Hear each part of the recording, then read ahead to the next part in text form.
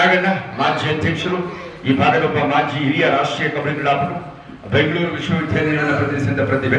ಅವರ ಹುಟ್ಟುಹಬ್ಬ, ಆ ಹುಟ್ಟುಹಬ್ಬದ ಸಂಭ್ರಮದಲ್ಲಿದ್ದಾರೆ. ಅವರಿಗೆ ಹುಟ್ಟುಹಬ್ಬದ ಶುಭಾಶಯಗಳನ್ನು ಅರ್ಪಿಸ್ತಾ ಪಂದ್ಯಾವಳಿಗೆ ಆದ್ಯತೆ ಚಾಲನೆ. YKCB ಮೊದಲ ದಾಳಿಯ ಆದ್ಯತೆಯನ್ನು ಪಡೆದುಕೊಂಡಿದೆ. ನಾಣಿ ಚಿಮ್ಮಿಕಲಿ ಗೆದ್ದು ಪ್ರಥಮ ದಾಳಿ ಒಗ್ಗೂಡಿ ಈ ಪಂದ್ಯದಲ್ಲಿ ಒಂದು ಒಗ್ಗಟ್ಟಿನ ಪ್ರದರ್ಶನವನ್ನು ನೀಡ್ತಾ ಇದ್ದಾರೆ. YKC ವಿರುದ್ಧ ಮತ್ತೊಂದು ತಂಡ YKCC ಯೋಗ ಕಬಡ್ಡಿ ಕ್ಲಬ್ ಸರಿಸುಮಾರು 3 ತಂಡಗಳನ್ನ ತಂಡೋಪತಂಡಗಳಾಗಿ ಇಲ್ಲಿ ರಚಿಸಿಕೊಂಡು ಶಾಲಾ ಮಕ್ಕಳಿಗೆ ಕಾಲೇಜು ವಿದ್ಯಾರ್ಥಿ ನೀಡಿದ್ದಾರೆ. ಯೋಗ ಕಬಡ್ಡಿ ಕ್ಲಬ್ ರಾಷ್ಟ್ರದಲ್ಲಿ ಯೋಗ ಕಬಡ್ಡಿ ಚಾಂಪಿಯನ್ಶಿಪ್ ನಮ್ಮ ಹಾಡನಹಳ್ಳಿ ಗ್ರಾಮದ ಈ ಒಂದು ಹೃದಯ ಭಾಗದ ಒಂದು ವ್ಯವಸ್ಥಿತವಾದ ಕ್ರೀಡಾಂಗಣ. ನಿಜವಾಗ್ಲೂ ನಾನು ಬಿಸಿಲಿನಲ್ಲಿ ಆಡಿಸ್ತಾರೆ ಅನ್ಕೊಂಡಿದ್ದೆ. ಈ ಸುಡುವ ಬಿಸಿಲನ್ನ ನಡುವೆ ಒಂದು ಅದ್ಭುತವಾದಂತಹ ಒಂದು ವ್ಯವಸ್ಥಿತವಾದ ಒಂದು ಮ್ಯಾಟ್ ಕಬಡ್ಡಿ ಪಂದ್ಯಾವಳಿ. ಮತ್ತೆಲ್ಲ ಇದು ಪ್ರದರ್ಶನ ಪಂದ್ಯವಾಗಿರುತ್ತೆ. YKCB ವಿರುದ್ಧ YKCC ಯೋಗ ಕಬಡ್ಡಿ ಕ್ಲಬ್. ಹವ್ಯಾರಿಯದ ಹುಡುಗರು, ಎಲ್ಲ ಶಾಲಾ ಮಕ್ಕಳು ಮತ್ತೆ ಕಾಲೇಜು ವಿದ್ಯಾರ್ಥಿಗಳು, ಪ್ರೌಢಶಾಲಾ ಮಕ್ಕಳು ಉತ್ಸುಕರಾಗಿ ಉತ್ಸಾಹಭರಿತರಾಗಿ ಕಬಡ್ಡಿ ಕ್ರೀಡೆಯನ್ನ ಮೈಗೂಡಿಸ್ಕೊಳ್ಳುವಂತ ಉತ್ಸಾಹಿ ನಡುವಿನ ಜಿದ್ದಾಜಿದ್ದಿನ ಪಂದ್ಯಗಳನ್ನ ನಾವು ಇಲ್ಲಿ ನೋಡಬಹುದು. ಯಾವೆಲ್ಲ ತಂಡಗಳು ಬಂದಿದ್ದೀರಾ ದಯವಿಟ್ಟು ನಿಮ್ಮ ತಂಡಗಳ ಹಾಜರಾತಿಯನ್ನ ಆಯೋಜಕರನ್ನು ಸಂಪರ್ಕಿಸಿ ಕೂಡಲೇ ನೀಡಬೇಕು ಅಂತ ಮನವಿಯನ್ನು ಮಾಡಿಕೊಳ್ತಾ ಇದ್ದೀವಿ. ಯಾವೆಲ್ಲ ತಂಡಗಳು ಈಗಾಗಲೇ ಬಂದಿದ್ದಾರೆ ದಯವಿಟ್ಟು ನಿಮ್ಮ ಹಾಜರಾತಿಯನ್ನ ಕೂಡಲೇ ನೀಡಬೇಕು, ತಡ ಮಾಡಬಾರದು.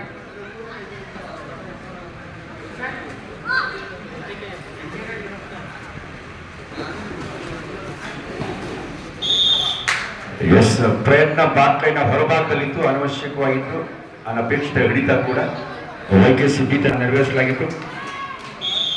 ದಿಟ್ಟ ದಾಳಿ ಒಳನುಗ್ಗಿ ಬೋನಸ್ ಜೊತೆಯಲ್ಲಿ ಒಂದು ಅಂಕವನ್ನು ಗಳಿಸಿಕೊಂಡಂತ ಒಂದು ದಿಟ್ಟ ದಾಳಿಯನ್ನು ನಾವು ನೋಡಬಹುದು.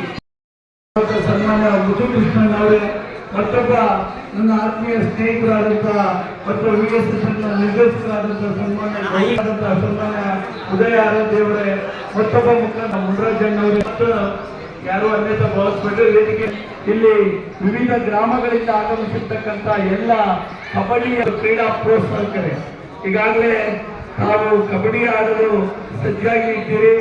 ಇಲ್ಲಿ ನಾವೆಲ್ಲರೂ ಕೂಡ ಮತ್ತೆ ಅಂಬೇಡ್ಕರ್ ಅವರ ಜನ್ಮದಿನ ಎರಡೂ ಕೂಡ ಇವತ್ತು ಒಟ್ಟಿಗೆ ಆಚರಣೆ ಮಾಡ್ತಾ ಇಲ್ಲ. ಸಂತೋಷ.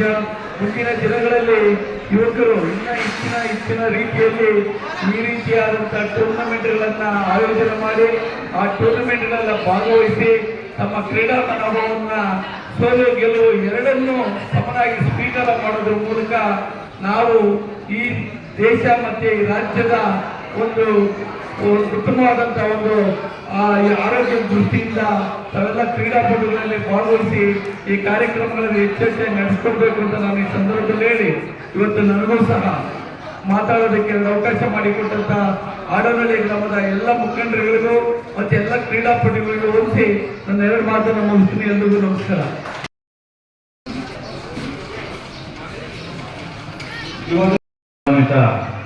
ಹಾಡನಹಳ್ಳಿಗೆ ಒಂದು ಇತಿಹಾಸ ಇದೆ. ಒಂದು ಹಳ್ಳಿ ಜನಪದ ಗೀತೆ, ಮತ್ತೊಂದು ಕ್ರೀಡೆ.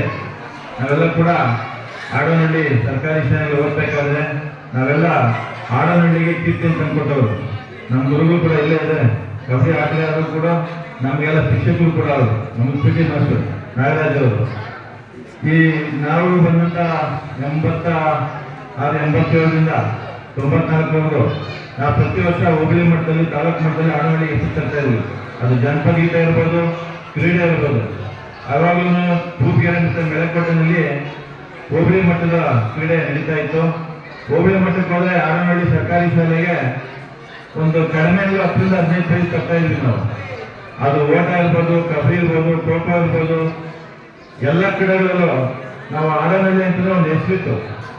ಅಲ್ಲೇ ತಾಲೂಕು ಮಟ್ಟಕ್ಕೆ ಹೋದಾಗ ಕೂಡ ಏನೆಲ್ಲ ಹಿರಿಯರು ಈ ಒಂದು ಶಾಲೆಯಿಂದ ಹೋದಂತ ವಿದ್ಯಾರ್ಥಿಗಳು ಕ್ರೀಡಾಪಟುಗಳಾಗಿ ತಾಲೂಕು ಮಟ್ಟಕ್ಕೆ, ಜಿಲ್ಲಾ ಮಟ್ಟಕ್ಕೆ, ರಾಜ್ಯ ಮಟ್ಟಕ್ಕೆ ಏನು ಹೋಗಿ ಈ ಒಂದು ಗ್ರಾಮವನ್ನ ರಾಷ್ಟ್ರ ಮಟ್ಟದಲ್ಲಿ ಪ್ರತಿಬಿಂಬಿಸ್ತಕ್ಕಂಥ ಕೆಲಸ ಏನ್ ಮಾಡಿದ್ರು ಅವರ ಆದ್ಯದಲ್ಲಿ ನಾವು ಕೂಡ ಇಲ್ಲಿ ವಿದ್ಯಾಭ್ಯಾಸ ಮಾಡ್ತಾ ಇರ್ಬೇಕಾದ್ರೆ ತಾಲೂಕು ಮಟ್ಟ, ಜಿಲ್ಲಾ ಮಟ್ಟದಲ್ಲಿ ಕೂಡ ಕ್ರೀಡೆಯಲ್ಲಿ ಇರ್ಬೋದು, ಜನಪದ ಗೀತೆಗಳಲ್ಲಿ ಇರ್ಬೋದು ಭಾಗವಹಿಸಿ ಪ್ರಶಸ್ತಿಗಳನ್ನ ತಂದುಕೊಟ್ಟಿದ್ವಿ.